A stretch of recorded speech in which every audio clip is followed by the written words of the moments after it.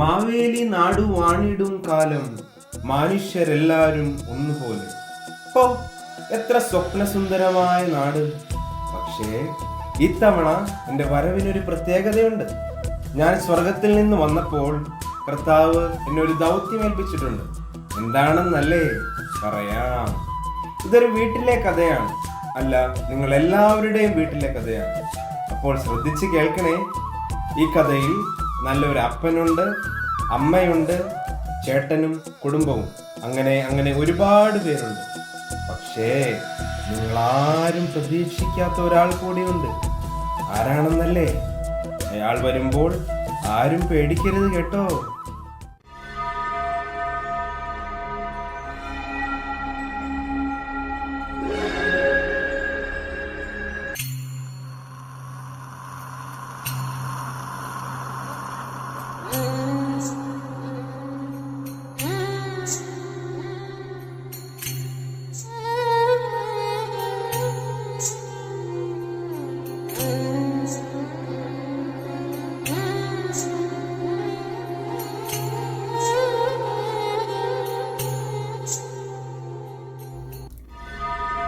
ഞാൻ ആരാന്നറിയാമോ? സാത്താൻ. ചിലപ്പോൾ നിങ്ങൾ സ്വപ്നം കണ്ട് പേടിക്കാറില്ലേ? അതെൻ്റെ ഒരു ചെറിയ കുസൃതിയാ. വീണ്ടും ഒരു ഓണം വന്നിരിക്കുന്നു. മനുഷ്യരെല്ലാരും ഒരുപോലെ ആകുമത്രേ. അത് വേണ്ട, ഞാൻ അതിന് സമ്മതിക്കില്ല. എന്തെങ്കിലും കുരുത്തക്കേട് കാണിച്ച് ഇത്തവണത്തെ ഓണം കലക്കണം. ആരെയാ ഒരു സഹായത്തിന് ഇപ്പൊ കിട്ടുക? ഞാൻ മതിയോ?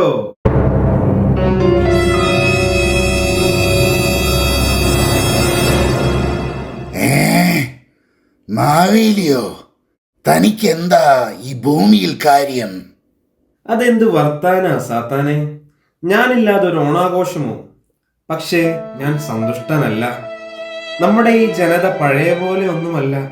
കുടുംബങ്ങളിൽ സമാധാനമില്ല, പട്ടിണി, കൊള്ള എല്ലാം ചെയ്ത് ഈ ജനം പാപം ചെയ്തിരിക്കുന്നു. ഇവരെല്ലാവരെയും ഒരു പാഠം പഠിക്കണം. കൊള്ളാം. ഞാനും ഒരാളെ തപ്പുവായിരുന്നു സഹായത്തിന്. നീ എൻ്റെ കൂടെ നമുക്ക് ഇത്തവണ ഒരു കുടുംബമെങ്കിലും കലക്കണം. അത് ഞാൻ ഏറ്റു. എൻ്റെ കയ്യിൽ ഒരു പറ്റിയ കുടുംബമുണ്ട്. അവിടുത്തെ ഇളയ മകൻ അവന്റെ ഓഹരി ചോദിക്കാൻ പോകുന്നു. നമുക്കതൊന്ന് കണ്ട് ആസ്വദിച്ചാലോ? ആ ജോസഫിന്റെ കുടുംബമല്ലേ? ഞാൻ അത് തന്നെയാ നോട്ടമിട്ടിരിക്കുന്നത്. കൊള്ളാം. അങ്ങനെ ആ കുടുംബം കലക്കി കയ്യിൽ കൊടുക്കാം. നല്ല രസമായിരിക്കും.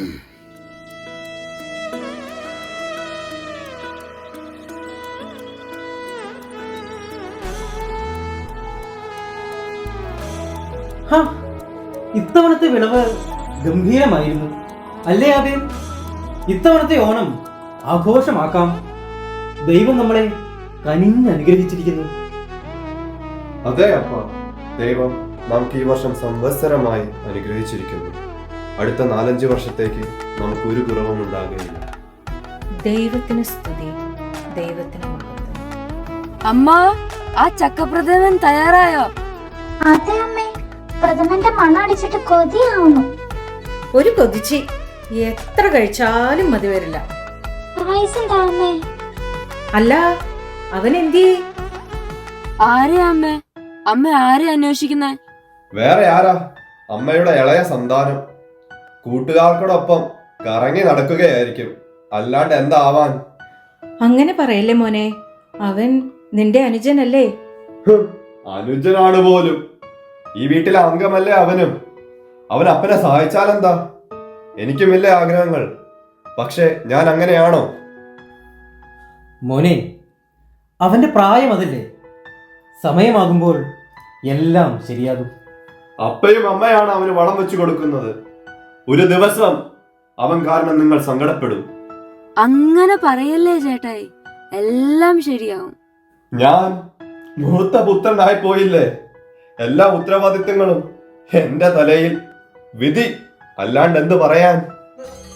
അതെ, ഇക്കൊല്ലം നാട്ടിലെ പ്രജകളെ കാണാൻ മാവേലി വരുന്നോന്ന്. നേരാണോ ജോർജ്? മാവേലി വരുമോ?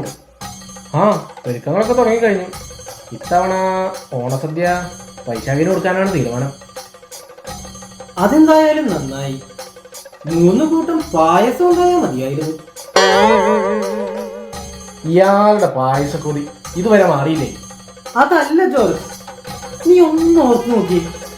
തുമ്പപ്പൂവ് പോലെയുള്ള ചോറും അതിൻ്റെ കൂടെ സാമ്പാറും അവിയലും ഇത്തിരി ഓലൻ, പച്ചടി, കാളൻ, തോരൻ, ഉപ്പേരി, പുളിഞ്ചി. മതി മതി മതി മതി മതി.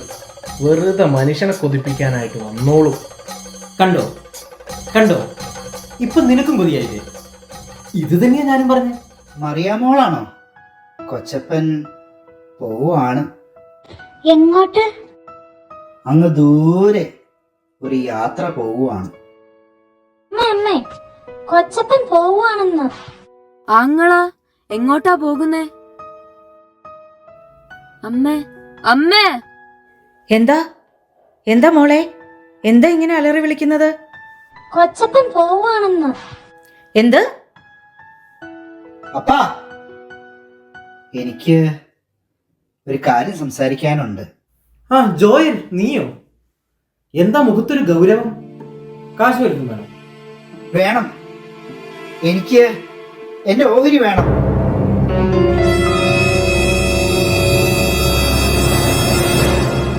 എന്ത് ഓഹരിയോ? നിനക്കിവിടെ എന്ത് കുറവുണ്ട്? കഴിക്കാൻ നല്ല ഭക്ഷണം, ഉടുക്കാൻ നല്ല വസ്ത്രം, ചുറ്റും നിന്റെ കാര്യങ്ങൾ നോക്കാൻ ദാസിദാസന്മാർ. ഞാൻ ചോദിക്കുന്നത് എന്റെ അവകാശമാണ്, അത് ഔദാര്യമല്ല. ജോയൽ, നീ ആരോടാ സംസാരിക്കുന്നത് എന്നറിയാമോ? അറിയാം, എല്ലാം സ്വന്തമാക്കി കയ്യിൽ വെച്ചിരിക്കുന്ന എന്റെ അപ്പനോട്. മതി മതി, നിനക്ക് അവകാശമല്ലേ വേണ്ടത്? ഇതാ തന്നിരിക്കുന്നു. അച്ചായ, എന്താ നിങ്ങളെ പറയുന്നേ? നമ്മുടെ മോൻ അവൻ പോകട്ടെ സാറാ. ഇത് ആഘോഷങ്ങളുടെ മാത്രമല്ല, പരീക്ഷണങ്ങളുടെ കൂടി കാലമാണ്. ദൈവമേ, ഞങ്ങളുടെ കുഞ്ഞിനെ കാത്തുകൊള്ളണേ. അവനൊരാപത്തും വരുത്തല്ലേ. ആരും ഇവിടെ സങ്കടത്തോടെ പോകുന്നില്ല. അല്ലേലും എന്നും നിന്റെ ചെലവ് തന്നെയല്ലേ? അത് ശരി തന്നെ. ഒരു കുപ്പി ഇവനും കൊടുക്ക. നീ അറിഞ്ഞോ മേലെ മനസ്സ് 1000 ഷാപ്പുകൾ തുറക്കുന്നുണ്ട്. നീ അറിഞ്ഞോ മേലെ മനസ്സ് 1000 ഷാപ്പുകൾ തുറക്കുന്നുണ്ട്. സ്വർഗത്തിലെ മുത്തച്ഛന്മാർക്ക് ഇഷ്ടം പോലെ ഇനി കുഴിക്കാമല്ലോ.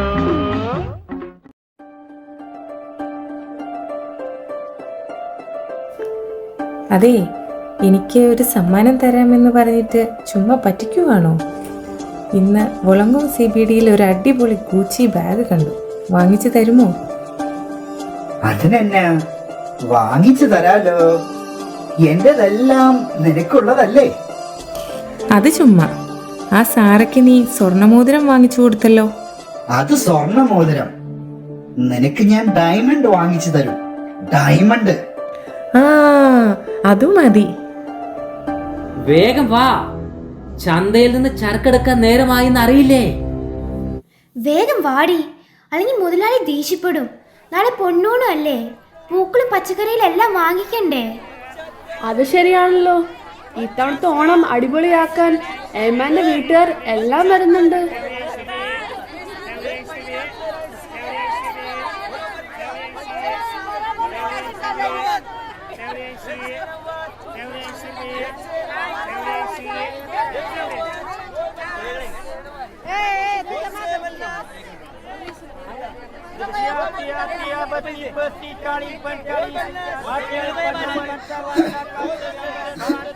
വല്ലാത്ത ദാഹം, വിശക്കുന്നു.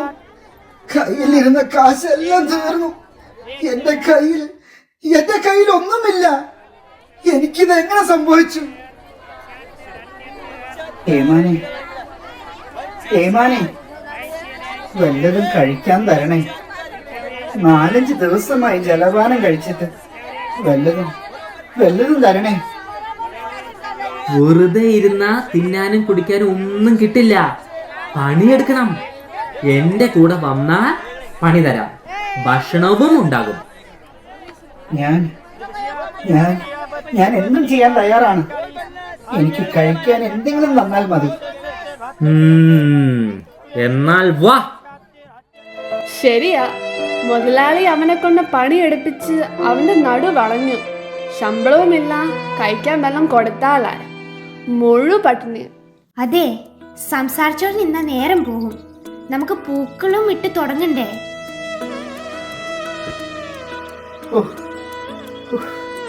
എനിക്ക് വയ്യ, പറ്റില്ലാണ്ടായി. വീട്ടിലിപ്പോ എല്ലാവരും ഓണത്തിന്റെ തിരക്കിലായിരിക്കും. ഇപ്പൊ എല്ലാവർക്കും നല്ല സമ്മാനങ്ങൾ വാങ്ങിക്കൊണ്ടിരിക്കുവായിരിക്കും. അമ്മ, ചേട്ടത്തി എല്ലാരും ഓണസദ്യ ഉണ്ടാക്കുന്ന തിരക്കിലായിരിക്കും. ചേട്ടായി, പണിയെടുക്കടാ. 4 നേരം തിന്നാനും കുടിക്കാനും നിനക്ക് വലിയ ഉഷാറാണല്ലോ. ആ പുല്ലൊക്കെ അങ്ങോട്ട് മാറ്റിയിട്. അമ്മയ്ക്കുള്ള ആഹാരം മുഴുവൻ കട്ട് തിന്ന് ഒരു ശീമപ്പന്നിയെ പോലെ ആയി. നിന്നെ കൊണ്ട് പണിയെടുപ്പിക്കാൻ വന്ന് ഞാനൊന്ന് നോക്കട്ടെ.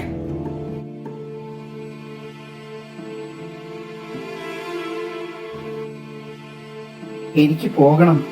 പക്ഷെ അപ്പ എന്നെ സ്വീകരിക്കുമോ? അമ്മ എന്നെ സ്നേഹിക്കുമോ? ചേട്ടൻ എന്നെ ഒരിക്കലും സ്വീകരിക്കില്ല.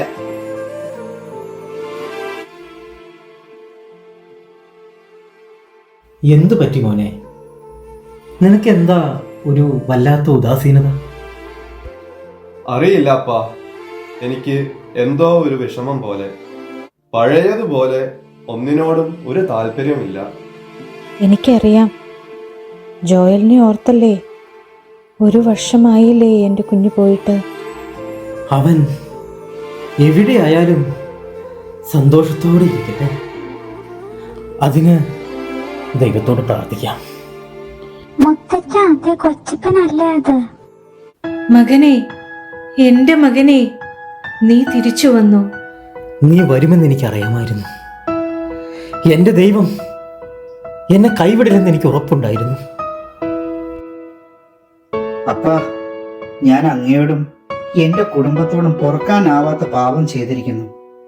എന്നെ ദാസനായിട്ടെങ്കിലും പരിഗണിച്ച് എന്നോട് ക്ഷമിക്കപ്പ. ഇല്ല മകനെ, നഷ്ടമായത് ഇന്ന് കണ്ടുകിട്ടിയിരിക്കുന്നു. അറിഞ്ഞില്ലേ, നിന്റെ അനുജൻ തിരിച്ചു വന്നിരിക്കുന്നു. നിന്റെ അച്ഛൻ നാട്ടുകാരെ വിളിച്ച് വലിയ സദ്യ ഒരുക്കുന്നു. ഹോ, അവൻ തിരിച്ചു വന്നോ? എന്നോട് ആരും പറഞ്ഞില്ല. അതെങ്ങനെയാ? പണിയെടുക്കാൻ ഞാനും, ആഘോഷിക്കാൻ വേറെ ചിലരും. എന്നാലും ഇത് ശരിയായില്ല അപ്പാ. എന്റെ പേരിൽ ഒരു ആഘോഷം പോലും അങ്ങ് ചെയ്തിട്ടില്ല. നീ എപ്പോഴും എൻ്റെ കൂടെ തന്നെ ഉണ്ടായിരുന്നു. പക്ഷേ നിന്റെ അനുജൻ നഷ്ടപ്പെട്ടിരുന്നു. ഇപ്പോൾ ഇതാ കണ്ടുകിട്ടിയിരിക്കുന്നു. നമുക്കതല്ലേ ഏറ്റവും വലിയ ആഘോഷം? എനിക്ക് മനസ്സിലാകും അപ്പാ.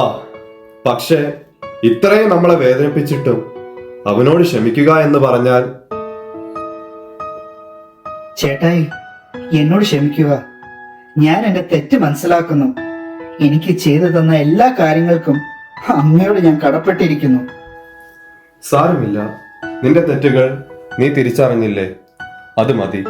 വാ, ഈ ഓണം നമുക്ക് ഒരുമിച്ച് ആഘോഷിക്കാം.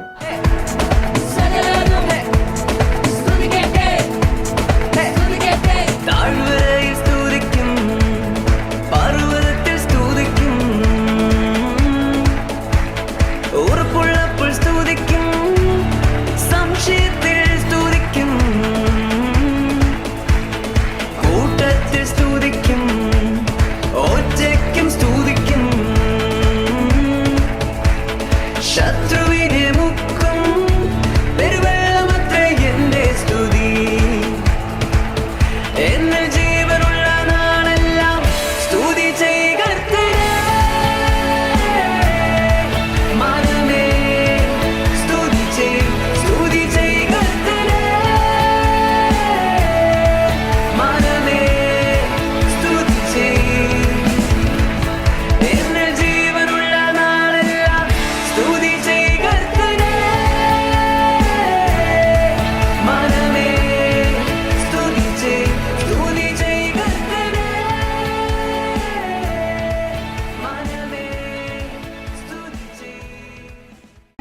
എടാ മാവേലി, നീ എന്നെ ചതിച്ചു അല്ലേ?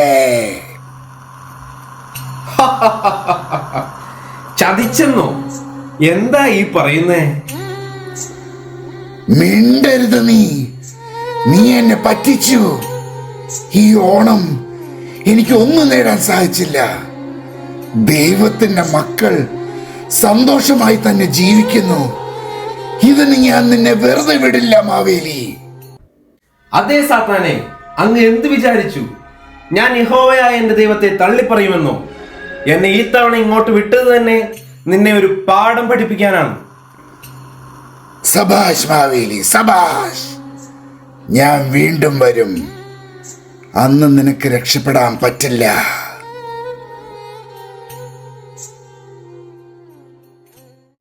കൂട്ടുകാരെ, കണ്ടില്ലേ സാത്താൻ ജോസഫിന്റെ കുടുംബം തകർക്കാൻ നോക്കിയത്? പക്ഷേ ജോസഫും കുടുംബവും പ്രാർത്ഥനയിലൂടെ കർത്താവിനോട് ചേർന്ന് തന്നെ നിന്നു. അതുകൊണ്ട് അവർക്കൊരു ആപത്തും സംഭവിച്ചില്ല. നിങ്ങളുടെ ജീവിതത്തിലും ഇത് സംഭവിക്കും. എല്ലാ ദിവസവും നമ്മൾ യേശുവപ്പയോട് പ്രാർത്ഥിക്കണം. അപ്പോൾ യേശുവപ്പ നമ്മുടെ എല്ലാ പാപങ്ങളും ക്ഷമിച്ച് നമ്മളെ കാത്തുകൊള്ളും കേട്ടോ. അടുത്ത ഓണം വരെ എല്ലാവർക്കും ഒരു ഹാപ്പി ഓണം നേർന്നുകൊണ്ട് ഗുഡ് ബൈ.